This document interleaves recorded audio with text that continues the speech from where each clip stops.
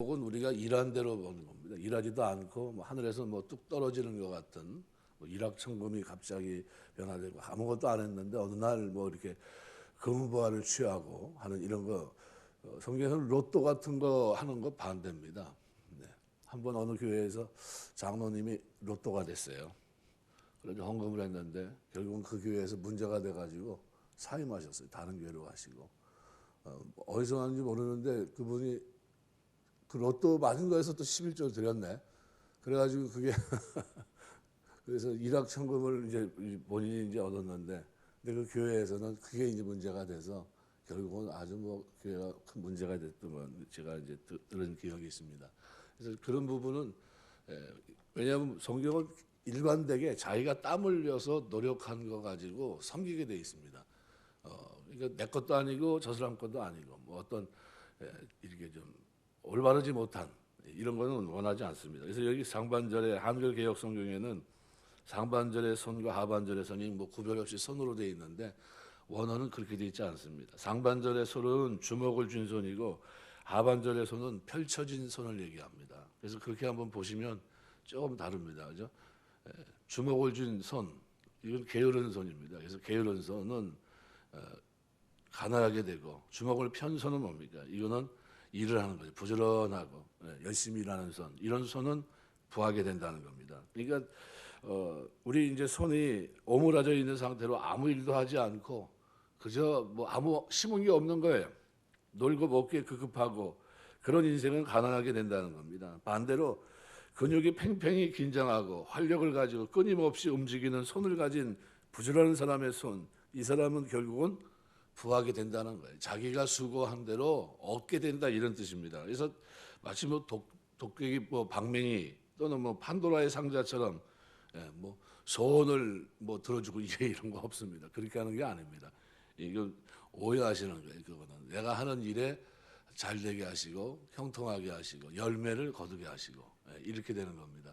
여러분 하시는 일들에 하나님의 도우심으로 목적을 이루고 좋은 열매 맺을 수 있는 이런 은혜가 있게 되시길 주의 이름으로 축원합니다. 굉장히 하나님께서 우리가 열심히 일하기를 원하십니다. 뭐 갈라디아서 6장 7절 말씀대로 스스로 속이지 말라. 하나님은 만물이 여김 받지 아니하시나니 사람이 무엇으로 힘든지 그대로 거두리라. 최건동 목사님이라고 한국교회 큰 부흥을 이루셨던 분이 계십니다. 그분이 이제 기도를 너무 열심히 하다 보니까 이제 신학교에서 이제 시험 보는 데가 있거든요. 중간고사 있고 뭐 기말고사도 있는데, 근데 이제 두 번 유명한 일화가 있어요. 한 번은 밤새 이제 기도하고 이제 시험을 보러 갔는데 뭐 공부한 게 있었을 거 아닙니까?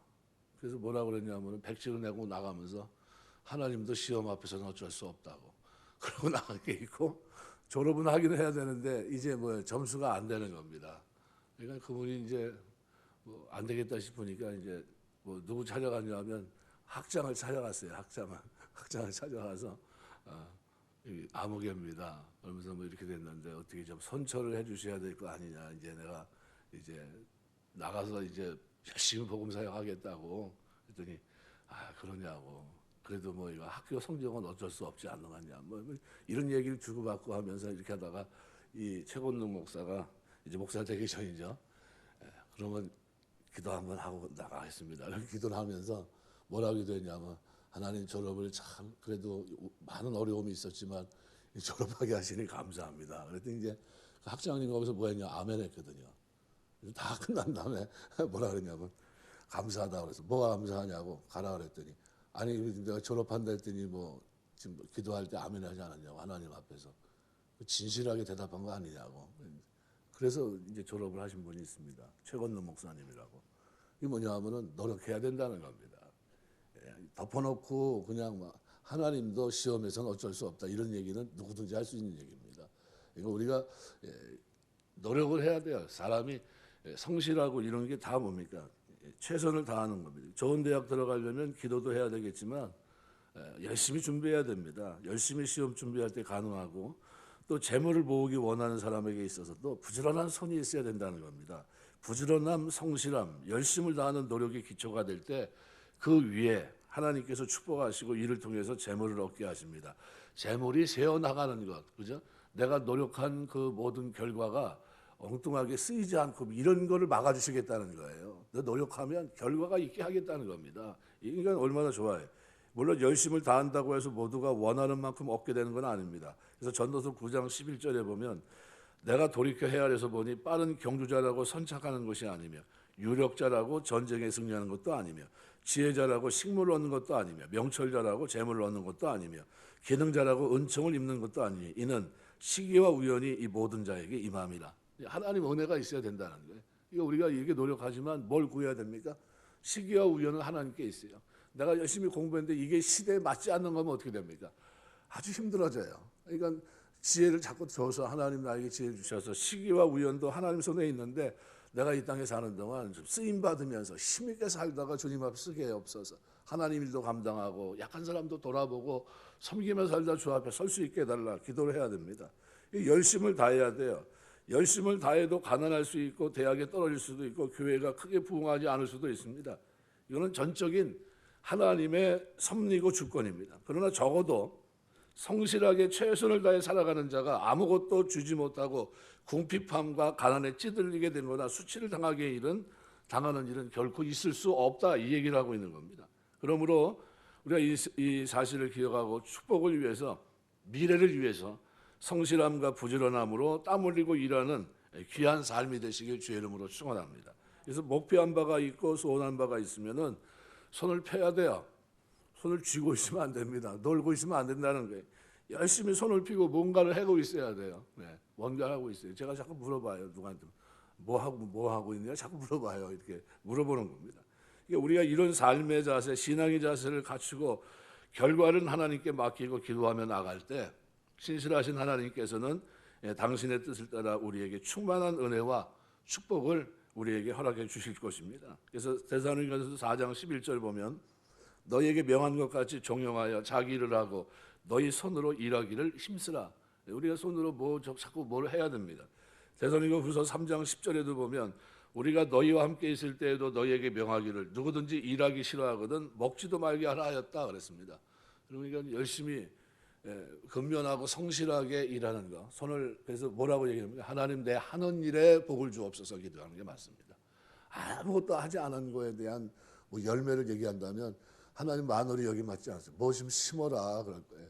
우리 이제 자녀들이 그냥 이 밭을 이렇게 보면서 좀 뭐 맛있는 상추를 먹었으면 좋겠다고 그러면 부모가 뭐라 그럽니까? 야, 상추 씨를 심든가 뭐 좀 갖다 심어야 돼. 근데 매일 그걸 보면서 심지는 않고서 상추 좀 먹었으면 좋겠다는 뭐라 그럽니까? 제가 왜 문제가 있네. 뭘 심어야 그게 나는 거야. 이렇게 얘기할 거예요. 그죠? 하나님 우리에게 뭐라 하냐면 일하라는 겁니다. 손으로 일하면 잘 되게 하겠다는 거예요. 30배, 60배, 100배 결실하게 하겠다는 겁니다. 그리고 우리가 내 손으로 하는 것을 먹을 것이라 구약은 분명히 얘기하고 있거든요. 여러분이 수고한 손길에 하나님께서 은혜를 부어주셔서 풍족한 삶이 되시길 주의 이름으로 축원합니다. 두 번째로 5절 말씀해 보면 여름에 거두는 자는 지혜로운 아들이나 추수 때 자는 자는 부끄러움을 끼치는 아들이다. 여름으로 번역된 말은 본래 추수기를 가리키는 말입니다. 여기서는 부지런히 일하고 제철에 곧바로 추수하는 사람을 여름에 거두는 지혜로운 아들로 말하고 있습니다. 반면 추수 때 자는 사람은 열심히 거둬야 될 때 죽은 듯 깊이 잠들어 있는 사람을 말합니다. 게을러서 거두지 않는 자가 아니라 씨를 뿌리고 가꾸할 봄, 여름의 기회를 허비하고 이제 거두고 싶어도 거둘 것이 없는 무능하고 무기력한 사람들을 지칭하는 거예요. 때를 놓친 걸 말합니다. 이것이 게으름의 대가입니다. 그래서 현재 게으름은 미래 우리의 삶을 황폐하게 하고 어떤 기회나 선택조차 박탈해버리기 때문에 현재는 대단히 중요합니다. 그래서 나폴레옹 같은 사람은 이와 관련해서 이렇게 얘기합니다. 우리가 어느 날인가 마주칠 불행은 과거 우리가 소홀히 보낸 어느 시간의 보복이다 이렇게 얘기했어요. 내가 지금 무슨 불행을 맞이했는데 과거의 시간을 어떻게 그냥 대충 보낸 결과라는 겁니다. 배짱이처럼 살아간 결과다 이런 얘기입니다. 그래서 어리석은 자가 범한 봄, 여름을 게으름으로 보낸 죄는 끝나지 않습니다. 가을에 그는 추수하고 싶어도 추수할 것이 없는 더 이상 삶의 기회를 박탈당한 채 허무한 결과를 맛볼 수밖에 없습니다. 그것으로 끝납니까? 그렇게 가을을 보낸 그들은 추운 겨울을 배고픔으로 보내야 되고 이듬해 뿌릴 씨앗이 없어서 농사를 지을 수 없게 되고 그들의 가난, 궁핍의 악순환은 점점 더해져가는 겁니다. 그래서 이 게으른 인생이 직면하게 되는 마지막이에요. 그래서 그러므로 우리가 항상 부지런하고 모든 일에 최선을 다하는 성도가 되어야 됩니다. 이거 바울은 로마서 12장 11절 12절에서 이렇게 말해요. 부지런하고 게으르지 말고 열심을 품고 주를 섬기라. 소망 중에 즐거워하며 환난 중에 참으며 기도에 항상 힘쓰며 성도들의 쓸 것을 공급하며 손 대접하기를 힘쓰라. 우리의 삶을 아주 잘 정리해놨어요. 정돈한 것처럼 이걸 그냥 딱 붙여놓고 살면 됩니다. 내가 어떻게 살아야 될까? 부지런하고 게으르지 말고 열심을 품고 주를 섬겨야 됩니다. 아주 제일 좋아하는 성경 구절입니다.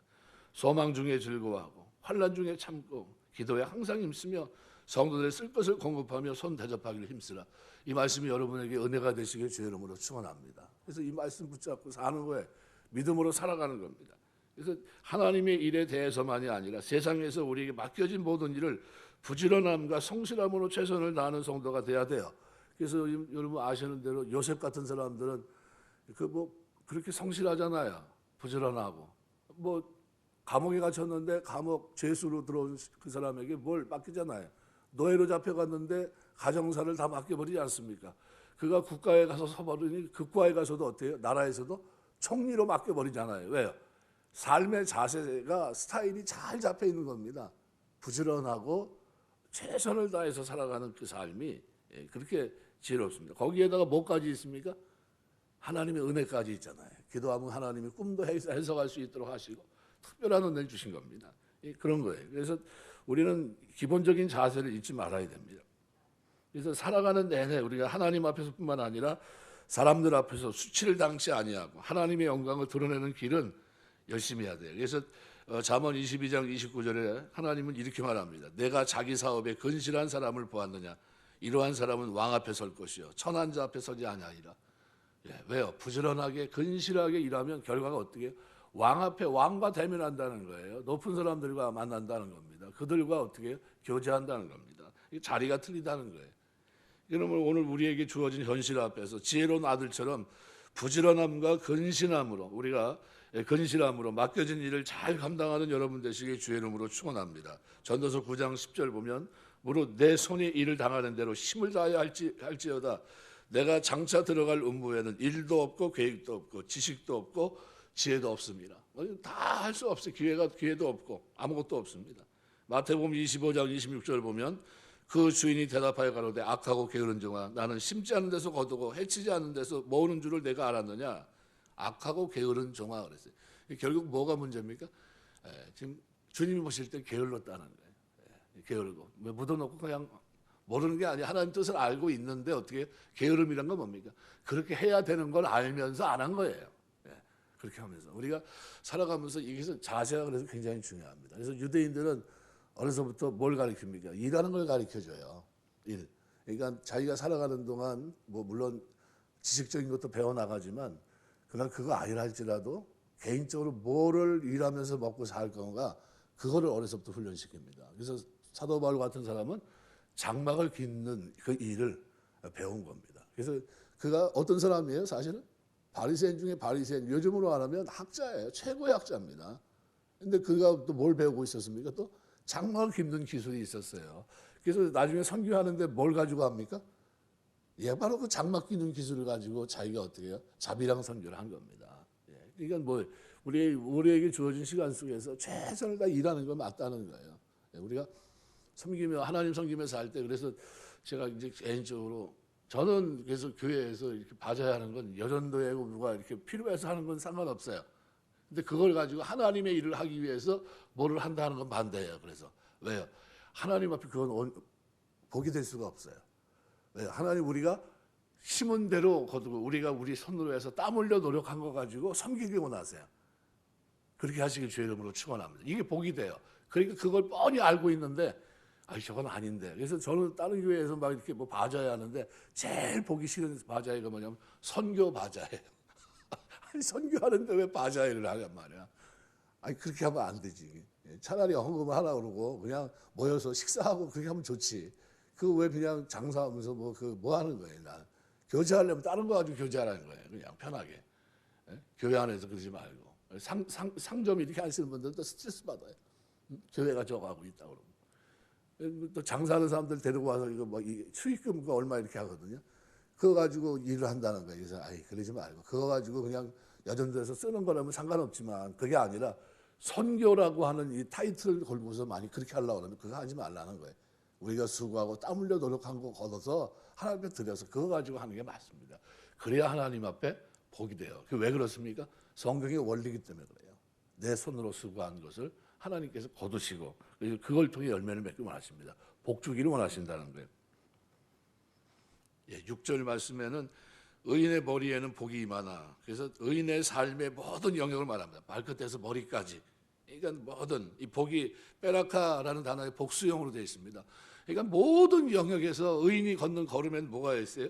복이 있다는 겁니다. 그래서 하나님이 의인의 머리에는 복이 임하나, 왜 그렇습니까? 살아가는 것 자체가 다 아름다워요. 그 지혜를 세워나가는 그런 삶입니다. 그러니까 하나님 말씀대로 어떤 사람일까요? 오늘 5절 6절을 본다면 부지런한 사람들이에요. 성실한 사람들이고, 그러니까 이 사람들은 하나님 복을 주신다는 거예요. 이 복은 어떤 복입니까?